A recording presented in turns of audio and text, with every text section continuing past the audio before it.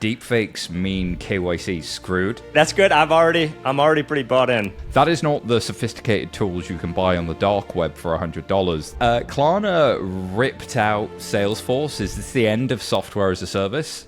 Well, cool. So I think those are three interesting things, but let's talk a little bit about what we're hoping to do here. Yeah, sure. Let's talk about three interesting things and get into them. So I'm Simon. I'm head of strategy at Sardine by day, but newsletter fintechbrainfood.com is my passion by night. And I figure, why not just get in a conversation with you? And there's always so much happening in the industry. And let's just have a live chat, try a YouTube native format and see if this resonates. See if the things that are happening real time in the industry make sense just off the top of our heads. Yeah, and I think roughly weekly cadence is what we're going to do, but this is an experiment. So if there are different things you want to hear, maybe we'll change the cadence.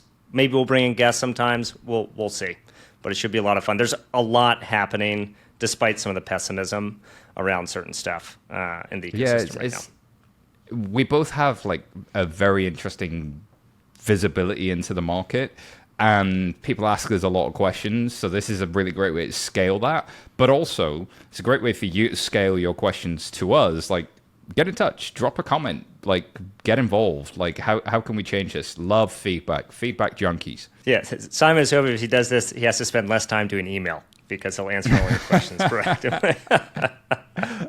Life is about one day I will hit inbox 0.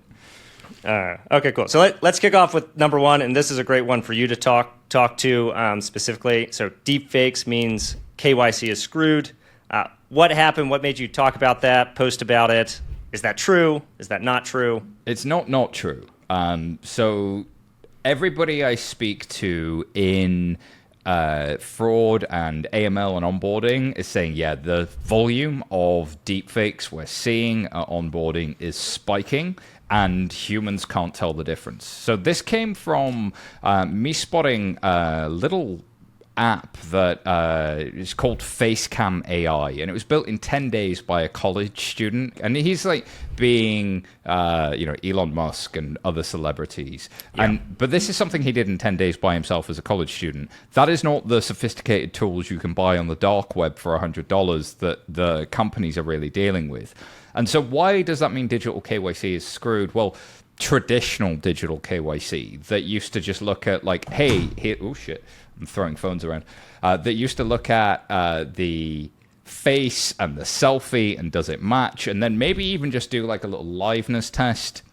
This is all getting beaten on a regular basis.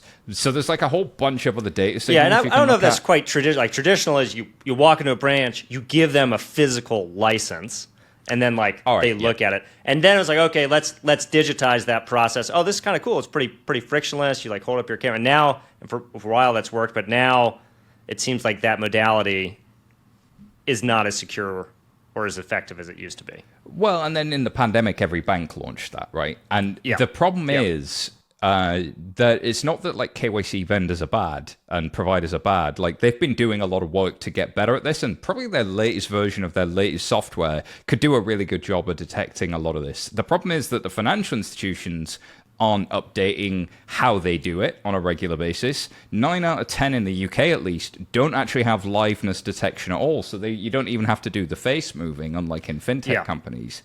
So it's just not evolving. And then they're not looking at all of the other third-party data that kind of sits around the onboarding that can, yes, increase your conversion onboarding, but it's you've got to be evolving. Because if you're not evolving, you're dying, especially with the speed this stuff's moving at.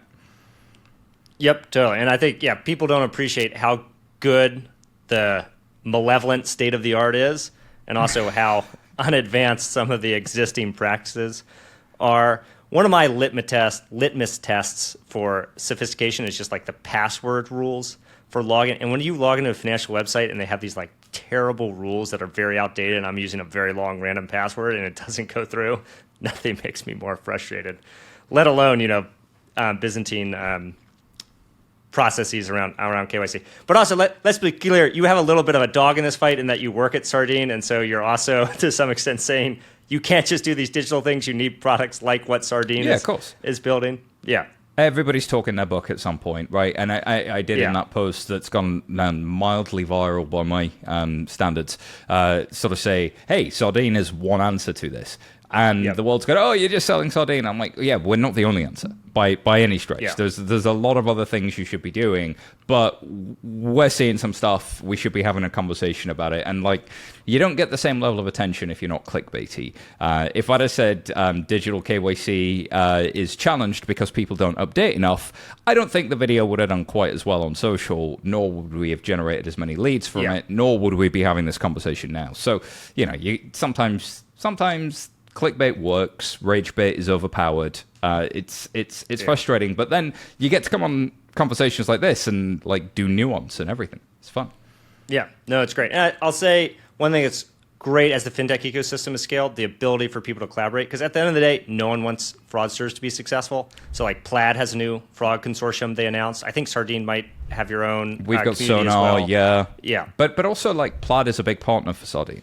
We take a lot of their data in and we buy it in. And so there's a lot of that goes on too. There's a lot of like closed door dinners, Chatham House conversations where your competitors, there's a bunch of stuff that's non-competitive. Like ultimately we're all trying to catch the bad guys here. So there's a lot of that goes on and people don't realize.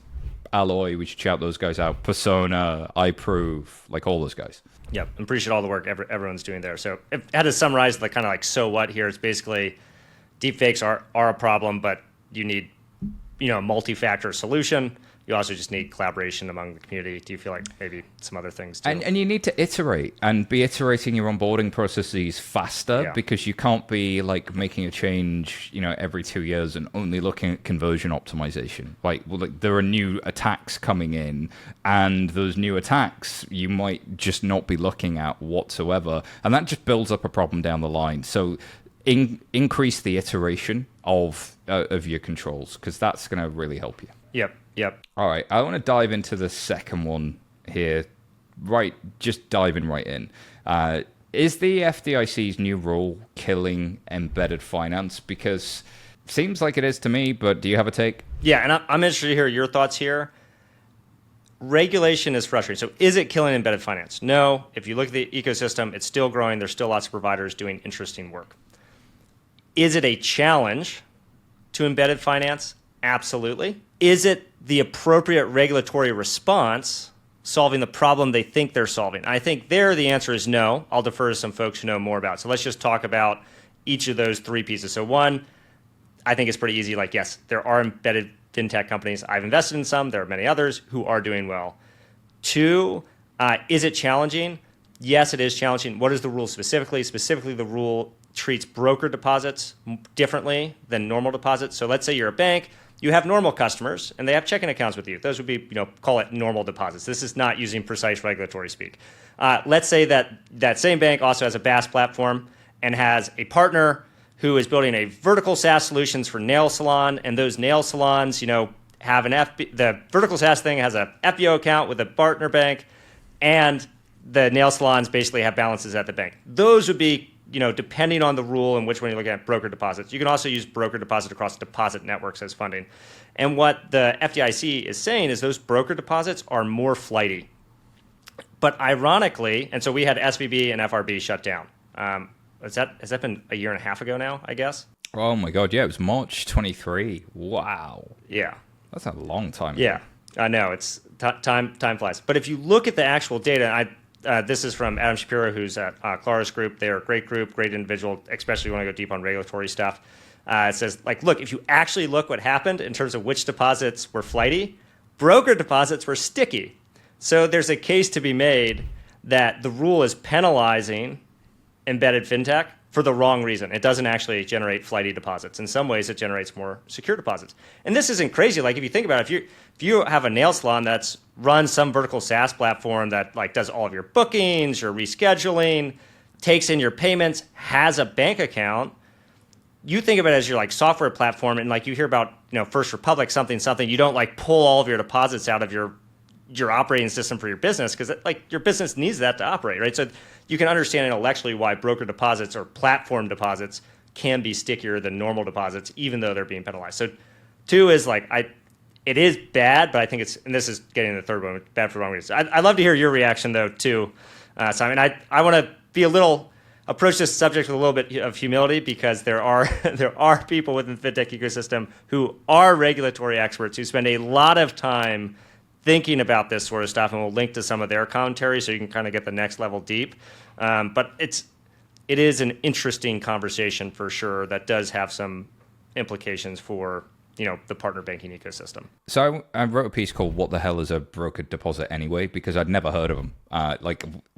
What even is that? And it goes back to the savings and loans crisis of the 80s, where the idea was you had brokers who could help you get the highest yield. So, in the days of the 80s, you didn't have like a bank rate where you just go find the highest yield and put your money in the highest savings checking account, whatever. A broker would go do it for you. But a broker might move that around because it's a broker. They're going to find you the best rate and constantly be moving your money. That sounds flighty.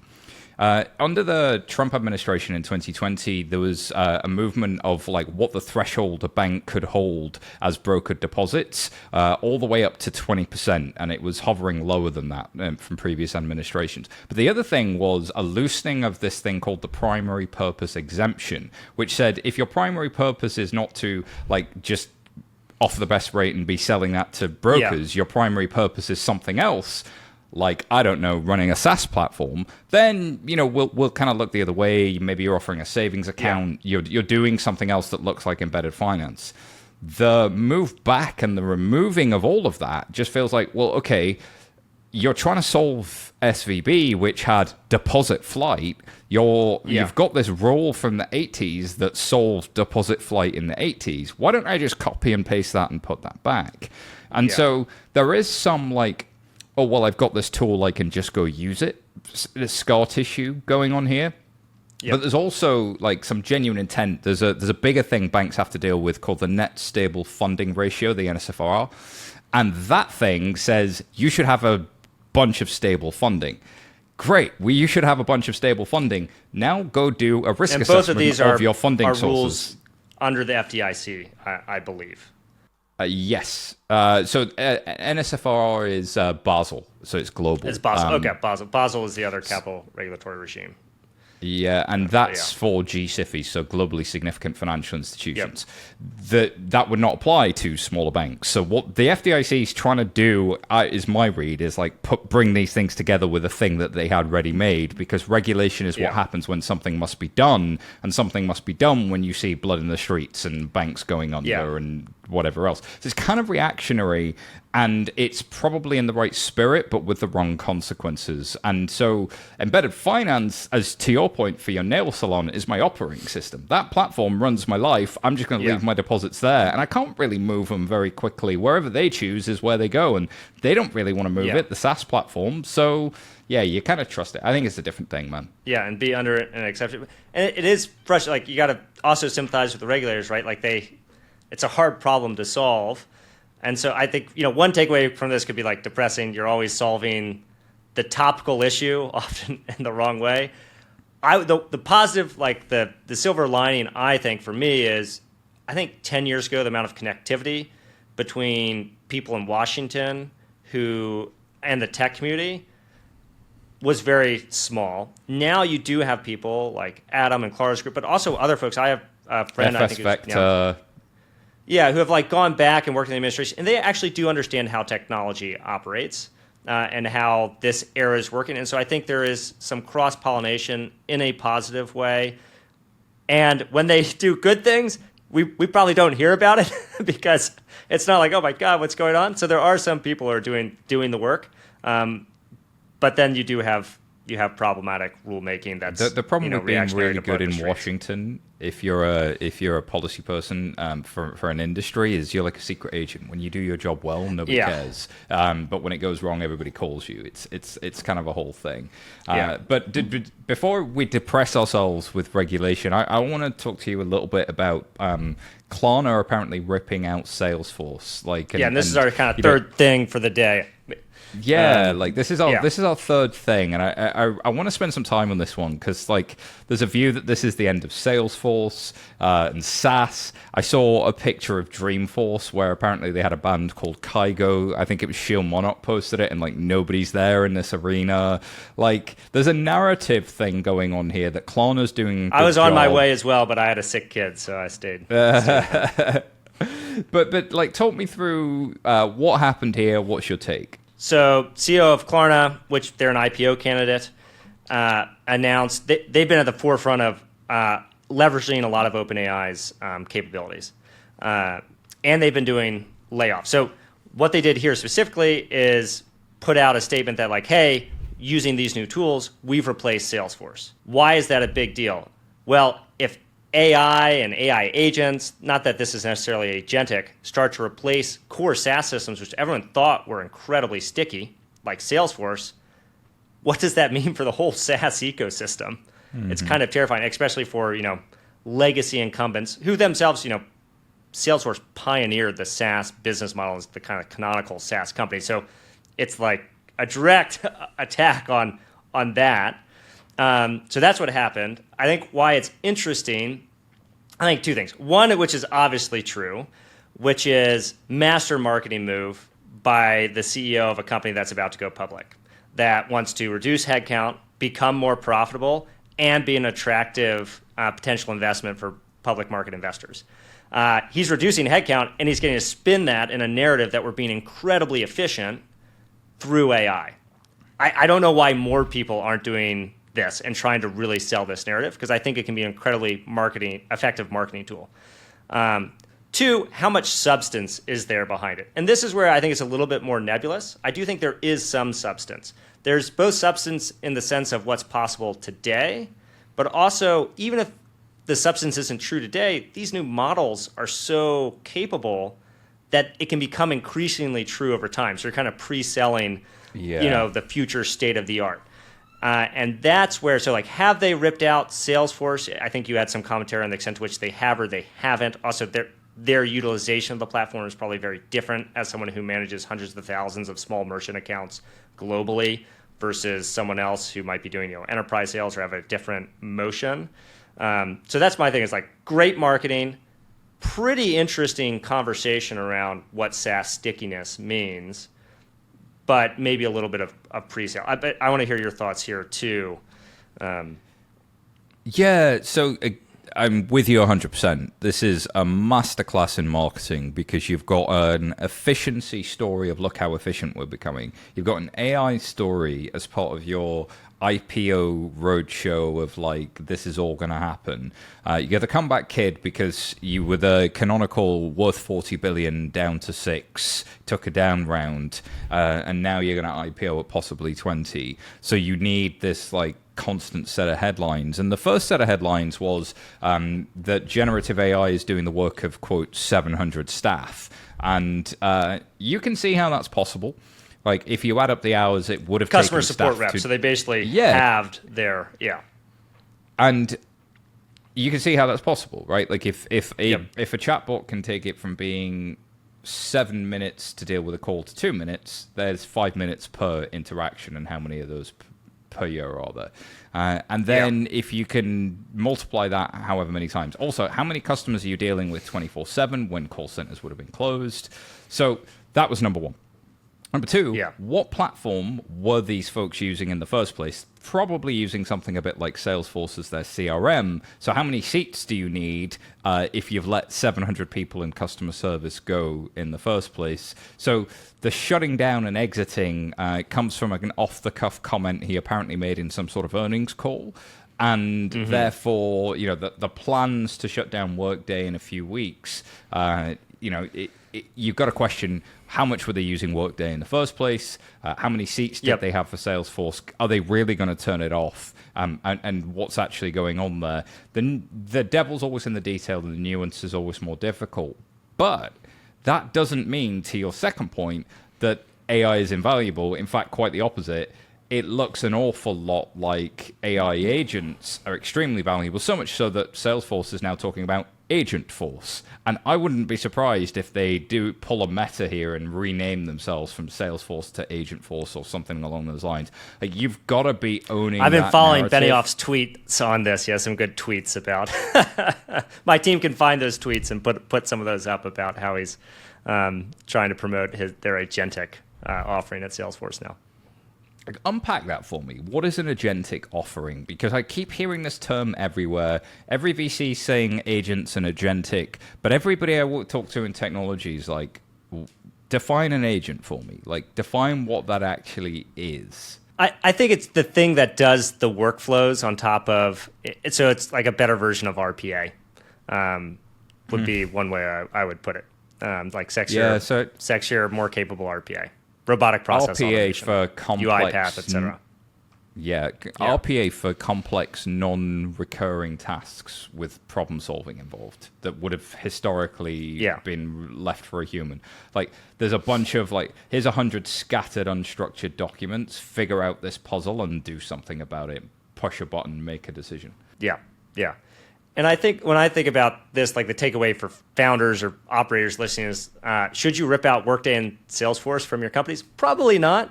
Should you be experimenting with building internal agents and tooling? Yeah, like definitely. And could you get some pretty high leverage out of that? I think so as well. And then I guess the third audience would be like, if you're thinking about starting a company, man, the service area of the things you used to have to build maybe is smaller, and you can bundle more products together because you have new affordances from a new tool. And some of those areas I think are going to be a bloodbath because people are going to coalesce around building the same kind of AI agent. There are a lot of AI financial analysts out there as like one category. AI like onboarding for KYB businesses, and it's like, is this a wedge that allows you to own a platform, or is it a feature of a platform? And every platform, everybody who already owns the workflow could build this, or is that like the classic innovator's dilemma? Yeah, but then there's also the opportunity. Now we're just talking about how AI is an opportunity generally.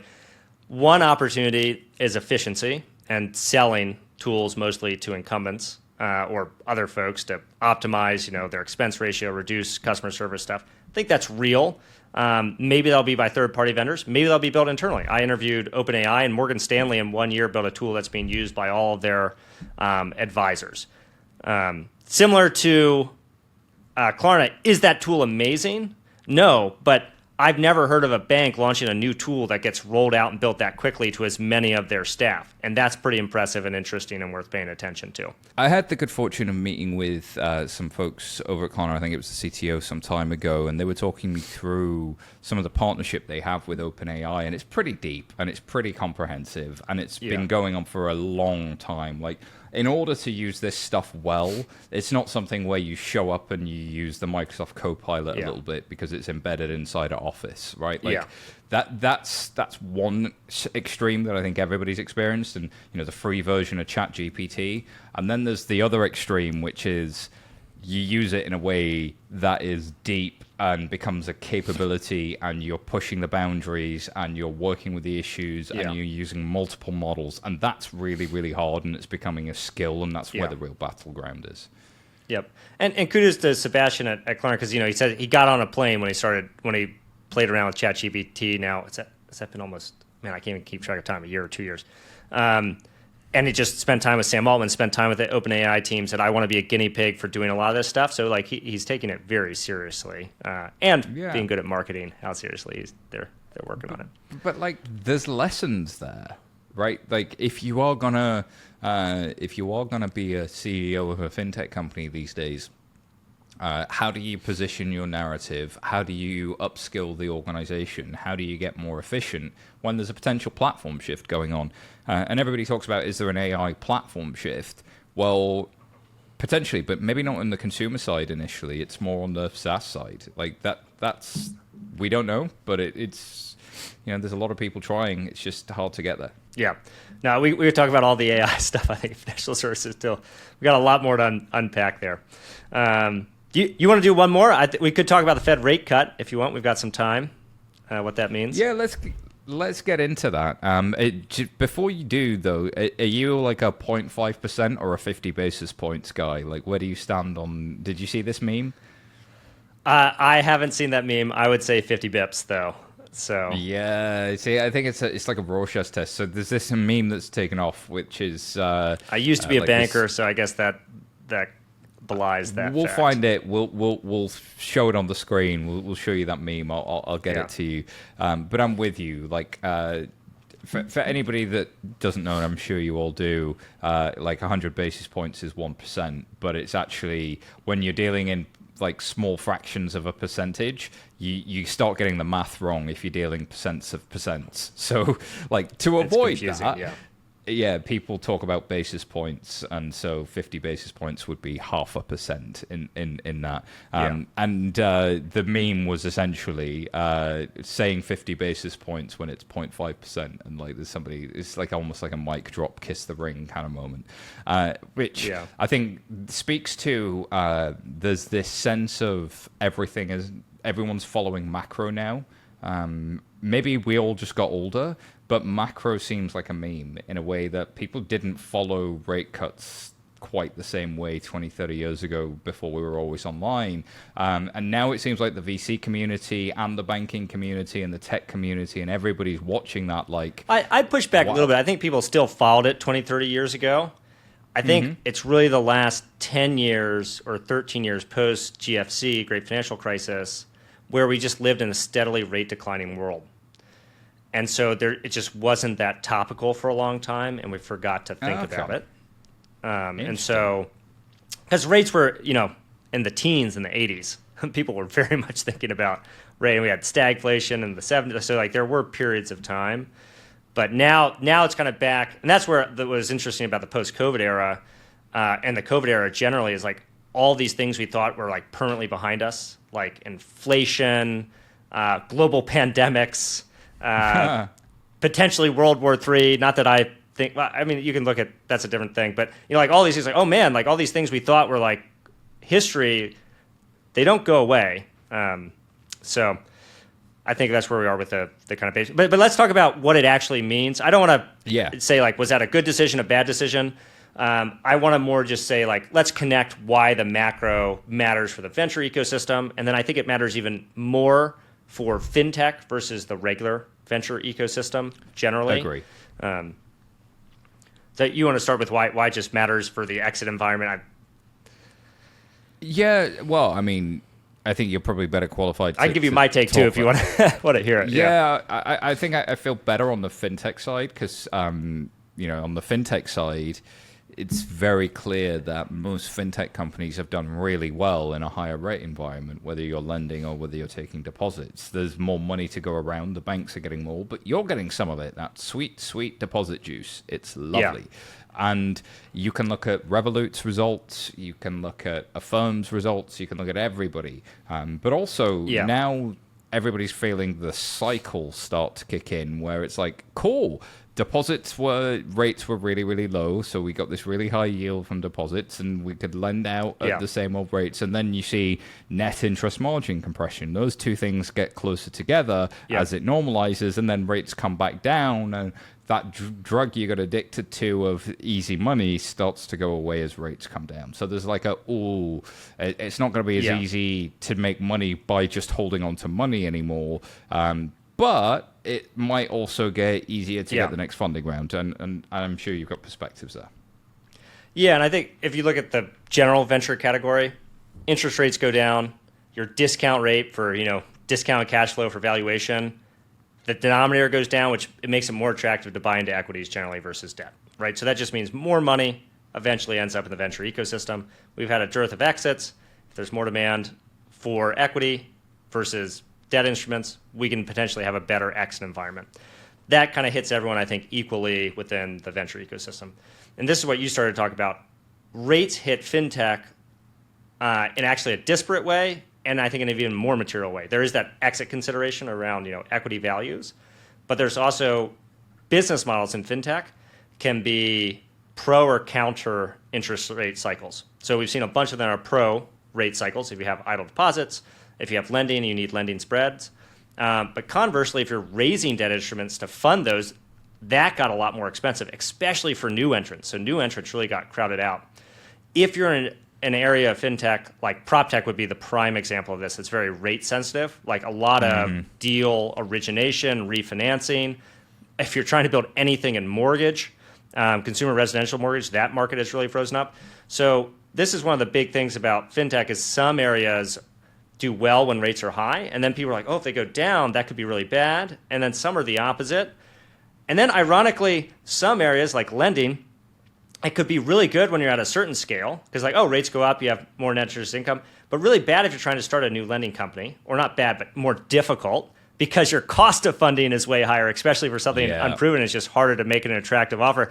And so you have all these different considerations. And I think actually some of the best lending companies, everyone hates lending companies, but it used to be it was easy-ish to start a lending company because everyone was looking for risk and yield. And one way you could do that is you give a fintech a debt facility to originate credit back in the late teens. And now you're like, whoa, no, like I can just buy treasuries and get great yield. Like why would I like go out on a limb here? But if you were able to build a company that did that, in the last 2 years, and now rates go down, you get this kind of tailwind to your business, and you've got a little bit of scorched earth in terms of competitors coming behind you. So rates matter to venture. They really matter to fintech, but how they hit different sectors is going to be an interesting consideration. It's really varied, isn't it? Your cost of funds point is one thing, but also the valuation. Like we saw with the peer-to-peer lenders that suddenly everybody got really concerned about being considered a lender and having a lending multiple. And so you see this jujitsu where people do not want to be in the Bank Holding Company Act boundary of having to be a bank. And, there's like it's a weird law that says if you do things that look too much like banking, then that's all you can do. Unless you're like Toyota, in which case, of course, you're going to do a bit of auto lending and that sort of stuff. There's like the industrial side that's kind of fine. So the industrial loan charter, the ILCs, take off in embedded finance a little bit. But if I'm like one of the big fintech companies facing consumer, there's a do I do consumer lending? Can I call it something else? Is it really earned wage access? Is it? And then that's why the people don't like the Truth in Lending Act and TILA from the CFPB, because you're calling it lending, and we don't want to call it lending because that might hurt my multiple in the public markets. And there's a bunch of other reasons as well. It means a bunch of oversight and potentially I have to become a bank. But there's a counter narrative that Alex Immerman and I think it was Jake over at Andreessen said, which is like, maybe being a bank's not a bad idea.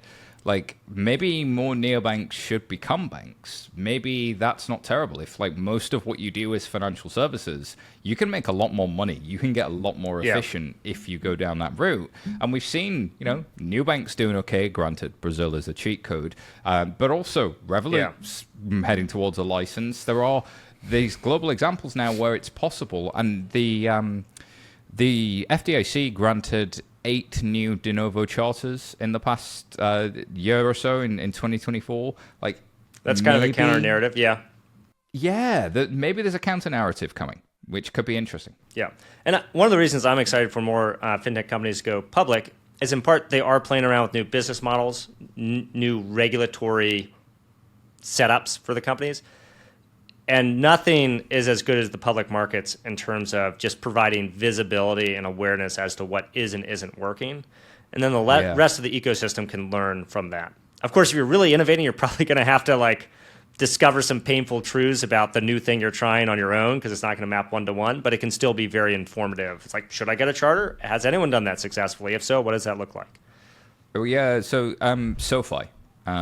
Is one example, but it's one of those where a lot of people who've been watching the banking industry for a few years are like, when's gravity going to catch these guys? They don't have a banking multiple, but they're also not a bank in a lot of ways. Like they've got this really interesting model where it's like this chimera thing of lots of different businesses wrapped up with a charter. And actually, I think that maybe you sound like me. People are like, "What do you think of SoFi?" And I think it's just hard for me to digest because they have a bunch of things and they keep acquiring new things, and so you don't have stable visibility into the growth of the core And product. it feels like the deposits are growing, Yeah. like at a real clip, but then also they're offering high yield. So of course the deposits are growing at a real clip, and the membership is growing, and then they offer the student loans, but that also means that they've got high FICO scores by default. There's something really interesting in what they're doing, but there's also something weird, and I can't quite put my finger on it, and I don't know what it is. It's because they're trying to bundle a bunch of stuff, but kind of later on. And that's just, it's hard. Like, it's been hard for banks to do that. I think it's hard even for, the first generation of very interesting fintech companies to do it. I will say one thing I'm excited about is I think the next generation of companies, if you start building these bundles early on, I think you can actually do a pretty good job of it. And one that's like a cohesive narrative. So like if you're a vertical SaaS platform for nail salons, this is the example that always gets used, but it could be any other category of business.